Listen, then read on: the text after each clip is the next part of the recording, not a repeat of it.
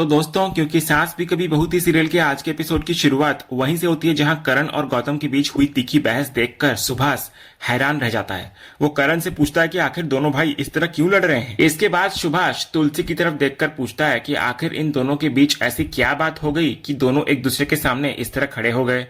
इस पर तुलसी हल्की सी मुस्कान के साथ कहती है कि ऊपर से देखने पर तो ऐसा ही लगता है जैसे दोनों एक दूसरे के जानी दुश्मन हो। यहां तक कि ऐसा महसूस होता है मानो बात घर के बंटवारे तक पहुंच गई हो। लेकिन अगले ही पल तुलसी पूरी बात संभाल लेती है। वो कहती है कि असल में ऐसा कुछ भी नहीं है। दोनों भाई बचपन से ही ऊंची आवाज में बात करते आए हैं। कई बार तो इनके प्यार भरे शब्द भी इतने तेज निकलते हैं कि सामने वाले को लगता है जैसे दोनों झगड़ रहे हों, जबकि हकीकत में वे सिर्फ किसी बात पर डिस्कशन कर रहे होते हैं। लेकिन सुभाष की उलझन अभी भी खत्म नहीं होती। वो पूछता है कि आज घर में शादी जैसा शुभ मौका है, फिर ऐसी बहस किस बात को लेकर हो रही थी। तब तुलसी बड़ी समझदारी से बात को दूसरी तरफ मोड़ लेती है। वो कहती है कि वैष्णवी के माता पिता अब इस दुनिया में नहीं है, इसलिए दोनों भाई इसी बात पर चर्चा कर रहे थे कि शादी में लड़की के परिवार की जिम्मेदारियां कौन निभाएगा। फिर तुलसी गौतम से कहती है कि पूरे मंडप और शादी की बाकी व्यवस्थाओं की जिम्मेदारी उसी की है। अब जिंदगी भर उसे वैष्णवी के लिए पिता का साया बनकर रहना है, इसलिए पिता की जो रस्में होती है उन्हें करण को निभाने देना चाहिए। इसके बाद वो जानबूझकर करण की तरफ देखकर कहती है कि उसकी बात भी अपनी जगह बिल्कुल सही है। आखिर वो वैष्णवी का चाचा है और उसे बेटी की तरह मानता है, इसलिए पिता की रस्में निभाने में उसे कोई गलती नहीं लगती। फिर तुलसी दोनों भाइयों से मुस्कुराते हुए कहती है कि इतनी सी बात आराम से भी की जा सकती थी, लेकिन दोनों इतने एक्साइटेड हो गए कि दास गुप्ता जी को लगा जैसे यहाँ कोई बड़ा झगड़ा हो रहा हो। इसके बाद वो सुभाष की तरफ देखकर हंसते हुए कहती है कि असल में ये झगड़ा नहीं बल्कि जरूरत से ज्यादा एक्साइटमेंट थी। इसी वजह से दोनों की आवाज ऊंची हो गई और सबको लगा कि दोनों लड़ रहे हैं। तुलसी की बात सुनकर सुभाष भी मुस्कुरा देता है। वो कहता है कि भाई हो तो ऐसे। तब तुलसी हंसते हुए कहती है कि सिर्फ भाई ही नहीं बल्कि बच्चे भी अपने बड़ों के नक्शे कदम पर चलते हैं। एक्साइटमेंट में उनकी आवाज भी बिल्कुल ऐसी ही ऊंची हो जाती है। इतना कहते हुए वो रौनक, समाया और गरिमा की तरफ इशारा करती है। इसके बाद तुलसी कहती है कि बच्चों के बीच भी तो यही बहस चल रही है कि देवर और ननद में से नेक कौन देगा और जूता छुपाई की रस्म कौन निभाएगा। इतना बोलकर वो तीनों से कहती है कि आराम से बैठकर अपनी अपनी जिम्मेदारियां बांट लो, बेवजह बहस करने की कोई जरूरत नहीं है। फिर वो मुस्कुराकर सुभाष से पूछती है कि उसने सही कहा ना। तो सुभाष भी हंसते हुए कहता है कि बिल्कुल सही कहा, क्योंकि आजकल के बच्चों को समझना सच में बहुत मुश्किल हो गया है। तब तुलसी मजाकिया अंदाज में कहती है कि देखा आपने, इतनी सी बात थी लेकिन हर बार की तरह मामला सुलझाने की जिम्मेदारी फिर उसी पर आ गई। इसके बाद वो करण और गौतम दोनों से पूछती है कि अब सब ठीक है ना। तो करण, जो अभी भी अंदर ही अंदर गुस्से से भरा होता है, सुभाष के सामने वो अपने गुस्से को छिपाते हुए मजबूरी में गौतम की तारीफ करने लगता है। वो मुस्कुराकर बोलता है कि वैसे तो गौतम उसका बड़ा भाई है, लेकिन हरकतें हमेशा छोटा भाई जैसी करता है। हर समय तेरा मेरा करता रहता है, जबकि भाइयों के बीच भला कैसा तेरा और कैसा मेरा। इस पर गौतम भी मुस्कुराकर जवाब देता है कि छोटा भाई है करण, इसलिए कभी कभी बच्चों जैसी हरकतें कर ही देता है। फिर वो कहता है कि अब सारी बातें भूल जानी चाहिए और अपने बड़े भाई के गले लग जाना चाहिए। इतना बोलकर गौतम खुद आगे बढ़कर जानबूझकर करण को गले लगा लेता है, लेकिन बाहर से दिखाई देने वाला ये अपनापन सिर्फ दिखावा होता है। करण को गले लगाते हुए गौतम धीरे से उसके कान में कहता है कि अब जो भी वो बोले सोच समझकर बोले, क्योंकि अगर उसने जरा भी गलती की तो उसकी सच्चाई सबसे पहले उसके दोस्त सुभाष के सामने आ जाएगी। और फिलहाल वो सिर्फ अपने बेटे की शादी की वजह से चुप है, वरना अब तक सब कुछ बता चुका होता। इस पर करण भी धीमी आवाज में कहता है कि उसे ऐसा बिल्कुल न लगे कि वो भी हमेशा चुप बैठा रहेगा। उधर तुलसी मुस्कुराते हुए सुभाष से कहती है कि जरा इन्हें देखिए, अभी कुछ देर पहले इतना बड़ा तमाशा कर रहे थे और अब गले लगकर कान में खुसुर फुसुर कर रहे हैं। तुलसी की बात सुनकर सुभाष भी हंस पड़ता है। वो कहता है कि शुरुआत में तो वो सचमुच में डर गया था, लेकिन अब दोनों भाइयों की बॉन्डिंग देखकर उसे पूरा यकीन हो गया है कि इनके प्यार में जरा सी भी मिलावट नहीं है। दोनों का रिश्ता आज भी बिल्कुल बच्चों जैसा ही है।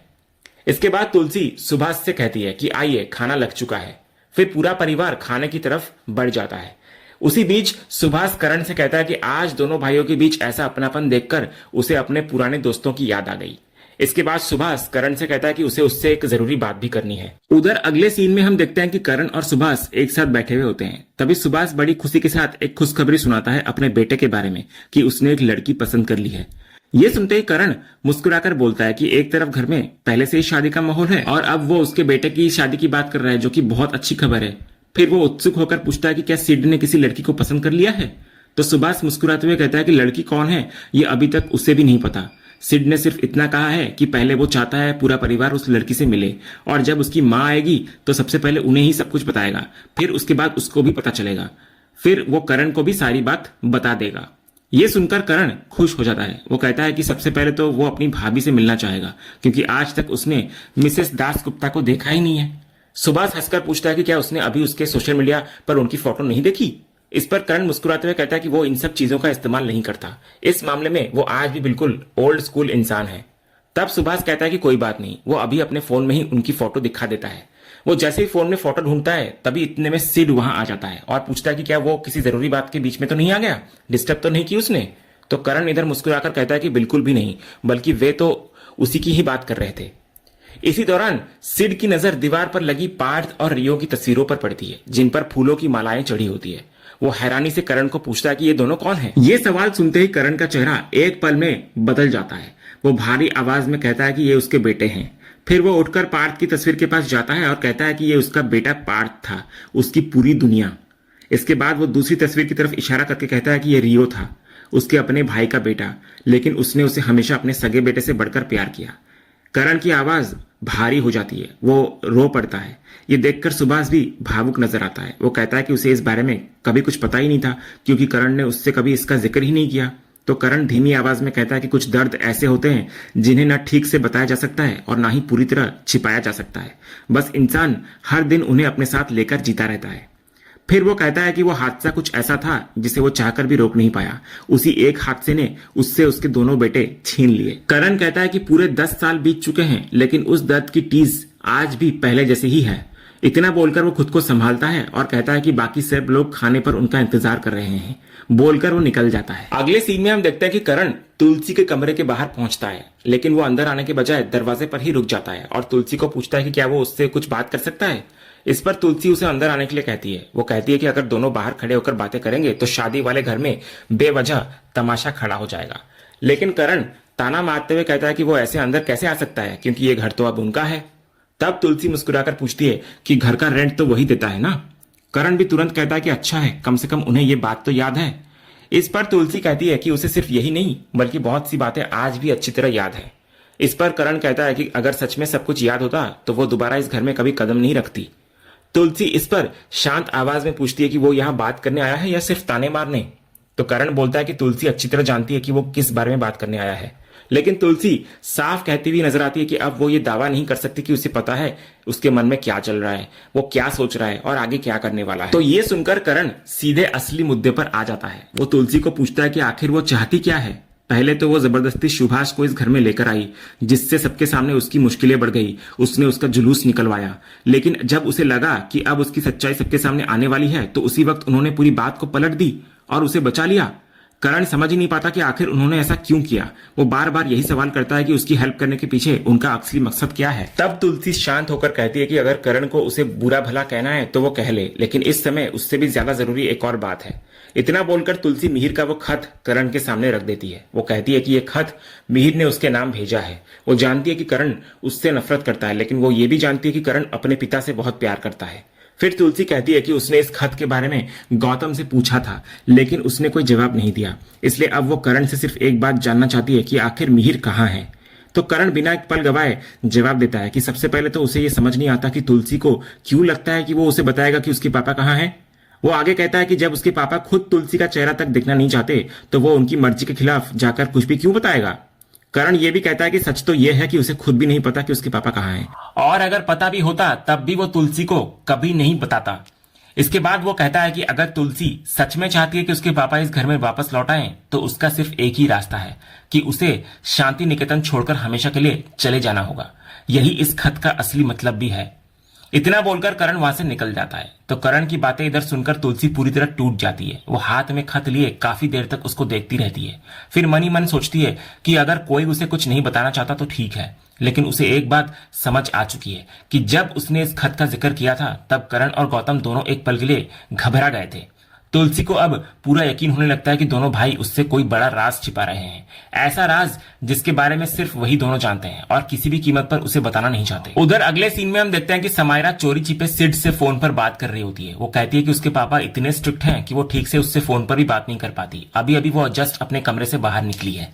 इतने में अचानक सिड वहां पहुंच जाता है। उससे सामने देखकर समायरा घबरा जाती है और कहती है कि वो यहाँ क्या कर रहा है, अगर किसी ने दोनों को साथ देख लिया तो बहुत बड़ी मुसीबत हो जाएगी। इतना बोलकर वो वहां से जाने लगती है, लेकिन सिड उसका हाथ पकड़ लेता है। वो मुस्कुराकर बोलता है कि जब दोनों एक ही घर में रह रहे हैं तो कब तक सिर्फ फोन पर ही रोमांस करते रहेंगे। समायरा घबराकर कहती है कि अगर उसके पापा आ गए तो क्या होगा। इस पर सिड पूरे कॉन्फिडेंस के साथ कहता है कि ऐसा होना लगभग नामुमकिन है। उसके पापा जितने स्ट्रिक्ट हैं उतने ही डिसिप्लिन्ड भी हैं और इस समय तक वो सो चुके होंगे। समायरा फिर उसके पापा के बारे में पूछती है तो सिड हंसते हुए कहता है कि उसके पापा भी जेट लैग के कारण गहरी नींद में होंगे, इसलिए अब वहां सिर्फ वे दोनों ही हैं और कोई नहीं आने वाला। इसके बाद दोनों एक दूसरे की आंखों में देखते हुए धीरे धीरे और करीब आने लगते हैं, लेकिन तभी पीछे से शोभा वहां आ जाती है। वो कुछ ढूंढ रही होती है। अचानक उसके हाथ से बक्से गिर जाते हैं तो बक्सों की आवाज सुनकर समायरा और सिड छुप जाते हैं। तभी शोभा की नजर भी उसी तरफ चली जाती है जहां ये दोनों खड़े होते हैं। उसे कुछ शक होता है, इसलिए वो वहां जाकर देखने लगती है, लेकिन वहां पहुंचने पर ये दोनों नहीं होते। लेकिन तब तक समायरा तुरंत सिड को अलग जगह लेकर पकड़कर दूसरी तरफ छिपा लेती है और दोनों किसी तरह उसकी नजरों से बच जाते हैं। लेकिन शोभा वहां भी पहुंच जाती है। तभी समायरा धीरे से सिड को कहती है कि अगर शोभा ने उन्हें देख लिया तो वो तुरंत जाकर उसकी ओल्डी यानी दादी को सब कुछ बता देंगी। सिड हैरानी से पूछता है कि क्या वो अपनी दादी को सच में ओल्डी कहती है। उधर शोभा अपना मोबाइल ढूंढते ढूंढते आखिर उसे मिल जाता है और वो फोन लेकर वहां से जाने लगती है, लेकिन तभी सिड का हाथ इधर गलती से पास रखी टेबल से टकरा जाता है और आवाज हो जाती है। तो आवाज सुनते ही शोभा अचानक से रुक जाती है। वो पीछे मुड़कर पूछती है कि वहां कौन है। फिर वो धीरे धीरे उसी दिशा में बढ़ती है और दोबारा आवाज लगाती है, लेकिन समायरा और सिड थोड़ी साइड में छिपे होने की वजह से उसकी नजरों से बच जाते हैं। दोनों की सांसें थम जाती है। उन्हें डर होता है कि कहीं अगले ही पल शोभा उन्हें देख न ले। तभी ठीक उसी समय शोभा के फोन पर अभिषेक का फोन आता है। वो फोन उठाकर बात करने के लिए वहां से चली जाती है। इधर शोभा के जाते ही समायरा और सिड राहत की सांस लेते हैं।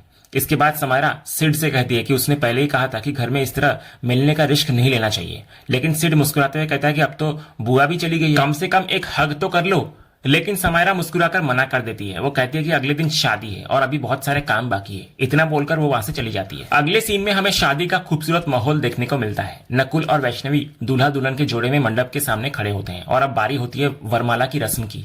सबसे पहले वैष्णवी मुस्कुराते हुए नकुल के गले में वरमाला डालती है। वो ये पल देखते ही पूरा परिवार खुशियों से झूम उठता है और चारों तरफ फूलों की बारिश होने लगती है। इसके बाद नकुल भी प्यार से वैष्णवी को वरमाला पहनाता है। एक बार फिर पूरा माहौल तालियों और फूलों की बरसात से गूंज उठता है। दोनों के चेहरे पर नई जिंदगी की शुरुआत की खुशी साफ दिखाई दे रही होती है। इसी बीच शोभा दामिनी को कहती है कि अब सभी को मंडप की तरफ चलना चाहिए, क्योंकि पंडित जी बाकी शादी की रस्में के लिए इंतजार कर रहे हैं। इसके बाद पूरा परिवार मंडप में पहुंच जाता है। अगले ही पल हम देखते हैं कि नकुल और वैष्णवी मंडप में बैठे होते हैं और शादी की रस्में शुरू हो चुकी होती है। उधर करण चुपचाप वहां से उठकर जाने की कोशिश करता है, लेकिन तभी तुलसी उसको देख लेती है और जानबूझकर पंडित जी से कहती है कि अब लड़की की तरफ से पिता की जो रस्में निभाई जाती हैं उन्हें पूरा करने का समय आ गया है। फिर वो सबके सामने कहती है कि भले ही करण रिश्ते में दूल्हे का चाचा है, लेकिन वो वैष्णवी को अपनी बेटी की तरह मानता है, इसलिए तय हुआ है कि पिता की सारी रस्में वही निभाएगा, यानी कि करण। ये सुनते ही करण एकदम से चौंक जाता है और हैरानी से तुलसी की तरफ देखने लगता है। उधर करण अब भी अपनी जगह खड़ा रहता है। तभी सुभाष उसको कहता है कि आखिर यही तो वो चाहता था, तो अब बिना सोचे जाकर मंडप में बैठ जाए और वैष्णवी को बेटी समझकर आशीर्वाद दे दे। तो अब सबके सामने करण के पास मना करने का कोई वजह नहीं बचता, इसलिए मजबूरी में वो मंडप में जाकर वैष्णवी के पास बैठ जाता है और पिता की रस्म निभाने के लिए तैयार हो जाता है। इसके बाद पंडित जी मंत्रोच्चार शुरू करते हैं और उनके बताए अनुसार करण वैष्णवी के साथ एक एक करके सारी रस्में निभाने लगता है। लेकिन तभी अचानक से माहौल बदलने लगता है। जैसे ही पंडित जी अग्निकुंड में अग्नि प्रज्वलित करने की कोशिश करते हैं, बाहर तेज हवाएं चलने लगती है। वो जितनी बार आग जलाते हैं उतनी ही बार हवा उसे बुझा देती है। उधर हवाएं लगातार तेज होती जा रही होती है। इसी बीच वैष्णवी का ध्यान अचानक अपने अतीत की तरफ चला जाता है। उसे पार्थ की कही हुई कड़वी बातें याद आने लगती है। उसको याद आता है कि पार्थ हर छोटी छोटी बात पर उस पर शक किया करता था।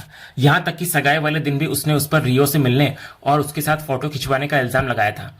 पार्थ के लगाए हुए वे सारे आरोप एक एक करके उसकी आंखों के सामने घूमने लगते हैं। लेकिन दूसरी तरफ पंडित जी की परेशानी अब भी खत्म नहीं होती। वो दोबारा अग्निकुंड में आग जलाने की कोशिश करते हैं, लेकिन इस बार भी तेज हवाओं की वजह से आग नहीं जल पाती। ये देखकर पंडित जी चिंता में पड़ जाते हैं और कहते हैं कि ये शुभ संकेत नहीं है। लेकिन तुलसी उनकी बात को वहीं रोकते हुए कहती है कि यह सिर्फ मौसम का असर है, बेवजह इसे अपशगुन नहीं समझना चाहिए। वो कहती है कि शायद दरवाजा खुला होने के कारण हवा अंदर आ रही है। वो खुद जाकर दरवाजा बंद कर देती है। इतना बोलकर तुलसी मुख्य दरवाजे की तरफ बढ़ जाती है। लेकिन ठीक उसी समय कहानी एक ऐसा मोड़ लेती है जिसकी किसी ने कल्पना भी नहीं की होती। दूसरी तरफ शांति निकेतन के मुख्य गेट पर एक रहस्यमयी औरत की एंट्री होती है। वो धीरे धीरे गेट खोलती है और पूरे आत्मविश्वास के साथ घर के अंदर कदम रखती है। उधर तुलसी भी दरवाजा बंद करने के लिए आगे बढ़ रही होती है। जैसे ही वो औरत तुलसी के पौधे के पास पहुंचती है तो एक पल के लिए रुककर उस पौधे की तरफ देखती है, लेकिन उस वक्त उसका चेहरा दिखाया नहीं जाता, सिर्फ उसकी आंखें दिखाई जाती है। इधर तुलसी जैसे ही मुख्य दरवाजा बंद करने वाली होती है तभी अचानक दूसरी तरफ से एक हाथ दरवाजे पर आकर रुक जाता है। दरवाजा बंद होने से पहले ही खुल जाता है। तुलसी हैरानी से सामने खड़ी उस औरत की तरफ देखती रह जाती है। उधर मंडप में अब भी अग्निकुंड की आग नहीं जल पा रही होती। अगले ही पल उस औरत का चेहरा सामने आता है और उसको देखते ही तुलसी के पैरों तले जमीन खिसक जाती है, क्योंकि सामने कोई और नहीं बल्कि शांति निकेतन की सबसे पुरानी दुश्मन तृप्ति खड़ी होती है। तृप्ति को अचानक सामने देखकर तुलसी को यकीन ही नहीं होता कि इतने सालों बाद वो फिर से लौट आई है। उधर करण की नजर भी जैसे ही तृप्ति पर पड़ती है उसके सामने अतीत की सारी यादें ताजा हो जाती है। उसे तृप्ति की कही हुई वो बात याद आती है कि इस घर की तो यही परंपरा है। यहाँ रिश्तों के भी रूप बदल जाते हैं, एक पीढ़ी जाती है तो दूसरी आ जाती है और हर बार एक नई कहानी शुरू हो जाती है। इधर धीरे धीरे गौतम, शोभा, साहिल और घर के बाकी सभी लोगों की नजर भी तृप्ति पर पड़ती है। उसको सामने देखकर हर कोई हैरानी से सन्न रह जाता है। वहीं तृप्ति लगातार तुलसी की आंखों में देख रही होती है, जबकि तुलसी के मन में उसके दिए हुए पुराने जख्म एक बार फिर ताजा होने लगते हैं। और इसी जबरदस्त सस्पेंस के साथ आज का ये एपिसोड यहीं पर खत्म होता है। तो दोस्तों, आज के एपिसोड पर आपकी क्या राय है? अपनी राय हमें कमेंट करके जरूर बताइए। अगर आप क्योंकि सास भी कभी बहुत की हर नई अपडेट सबसे पहले देखना चाहते हैं तो हमारे इस चैनल को सब्सक्राइब कर लें और बेल आइकन को भी जरूर ऑन कर लें, ताकि आने वाली कोई भी वीडियो आपसे मिस न हो। फिलहाल आज के लिए बस इतना ही। हम फिर मिलेंगे अगले एपिसोड की एक और शानदार अपडेट के साथ। तब तक के लिए धन्यवाद।